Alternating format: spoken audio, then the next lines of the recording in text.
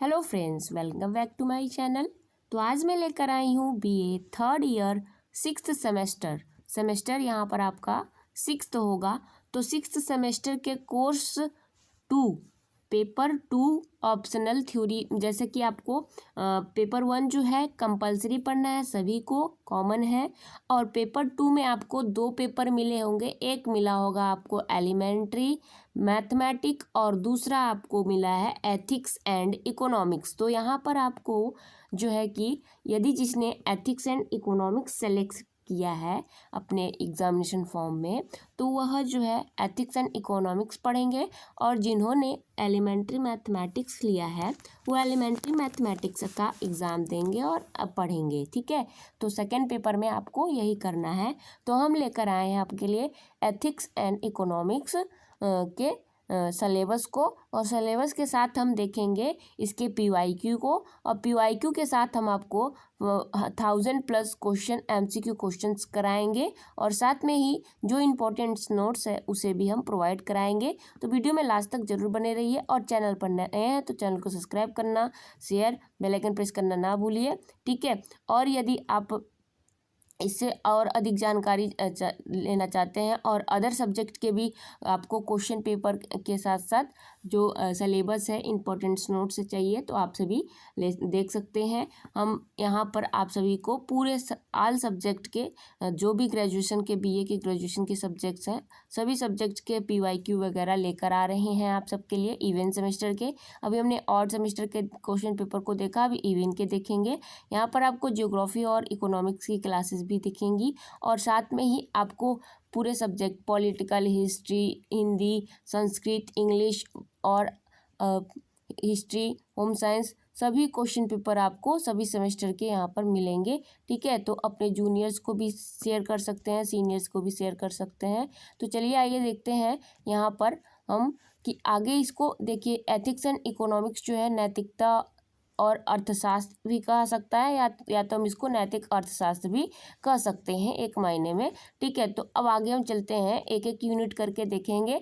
Hindi English दोनों में यहाँ पर मैंने लिख रखा है, बता रखा है, तो आप सभी हिंदी इंग्लिश दोनों में देख सकते हैं। तो फर्स्ट यूनिट में हमें पढ़ना है, क्या पढ़ना है? नैतिकता का परिचय पढ़ना है कि नैतिकता होती क्या है, एथिक्स होता क्या है। फिर अर्थशास्त्र में नैतिकता का क्या महत्व है, यह हमें पढ़ना है, यह हम देखेंगे। तो introduction to ethics, importance of ethics to economics, तो पहला यूनिट ये हमें देखेंगे।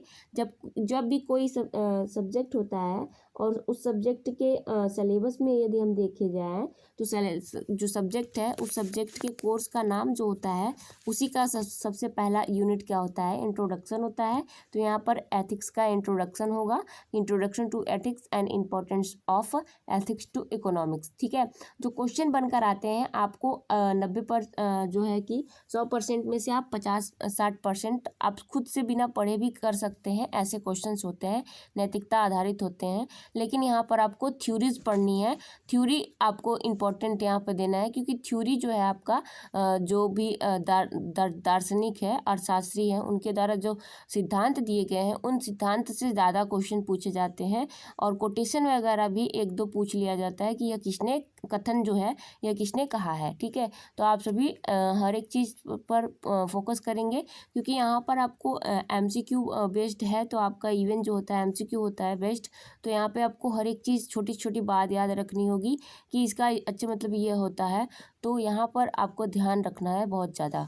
तो चलिए सेकेंड यूनिट देखते हैं। सेकेंड यूनिट में आपको भारतीय और पश्चिमी दार्शनिकों के नैतिक विचारों का अवलोकन करना है, जिनमें जो भारतीय है दीनदयाल उपाध्याय हैं, और कांत और वेंथम जो है वेस्टर्न फिलोसफर है। ठीक है, तो यहाँ पर आपको दीनदयाल उपाध्याय भारतीय फिलोसफर मिल जाएंगे, इंडियन फिलोसफर, और कांत और बेंथम जो है वो वेस्टर्न फिलोसफर आपको देखने के लिए मिलेंगे, इनके थ्योरीज देखने के लिए मिलेंगे। तो overview of ethical ideas of Indian and western philosopher Deendayal Upadhyay and Kant and Bentham. ठीक है, आगे नेक्स्ट देखेंगे, इनके विचारों को आपको पढ़ना होगा, क्योंकि इनके विचार से रिलेटेड कई सारे PYQ में पूछे जा सकते हैं, गए हैं, और इस बार भी हो सकता है कि पूछे जा सके।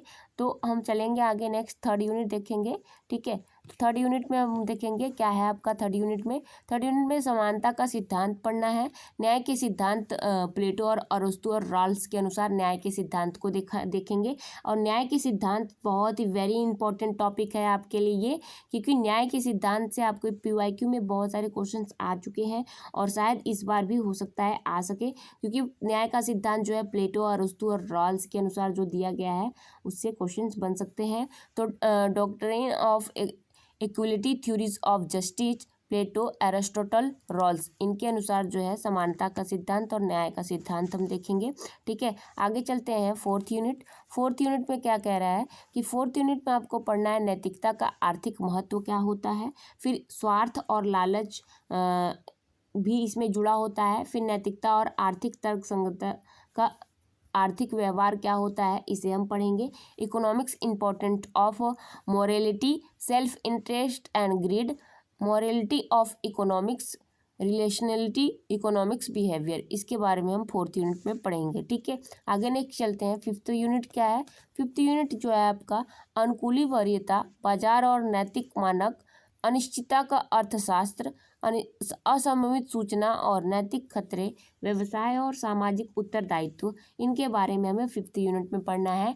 Adaptive preference, market and ethical standards, economics of uncertainty, asymmetric information and moral hazard, business and social responsibility, इसके बारे में हमें क्या करना है यहाँ पर पढ़ना है, देखना है। ठीक है, फिफ्थ यूनिट में आगे देखेंगे। नेक्स्ट सिक्स्थ यूनिट में क्या कह रहा है कि स्वहित बनाम सामाजिक वस्तुएं, दक्षता और नैतिक अवधारणा, आवंटन दक्षता, तो यहाँ पे self interest versus social goods, efficiency and ethical concept, allocative efficiency के बारे में हमें क्या करना है यहाँ पढ़ना है सिक्स यूनिट में। तो आपको टोटल 8 यूनिट पढ़ने हैं। ठीक है, तो लास्ट 2 और बचे हुए हैं, चलिए उसे भी देख लेते हैं।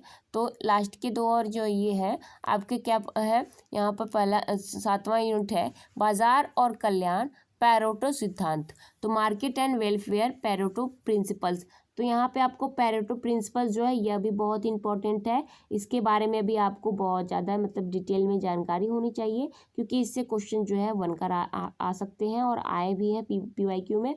अभी मैं आपको PYQ दिखाऊंगी तो आपको PYQ जो है PYQ अभी समझ नहीं आएगा, क्योंकि आपने सिलेबस को पढ़ा नहीं है। जब आप सिलेबस थोड़ा पढ़ लेंगे तब मैं PYQ जो है अपलोड करूँगी। ठीक है, आंसर के साथ साथ फिर उसके बाद PYQ बेस्ड पर ही हम क्वेश्चंस बनाकर आपको अपलोड कर आप तक पहुँचाएंगे। ठीक है, और आगे नेक्स्ट देखते हैं यूनिट 8 जो है लास्ट यूनिट है, जीवन स्तर और जीवन की गुणवत्ता का मापन, सकल राष्ट्रीय खुशी सूचकांक, नैतिकता और सुशासन, खुशी हासिल करना। ठीक है, तो ये हम measurement of standard of living and quality of life, इसके बारे में हमें पढ़ना है। ग्रॉस नेशनल हैप्पीनेस इंडेक्स, ठीक है, gross national happiness index GNHI के बारे में पढ़ना है। ठीक है, फिर एथिक्स एंड गुड्स गवर्नेंस के बारे में हमें पढ़ना है।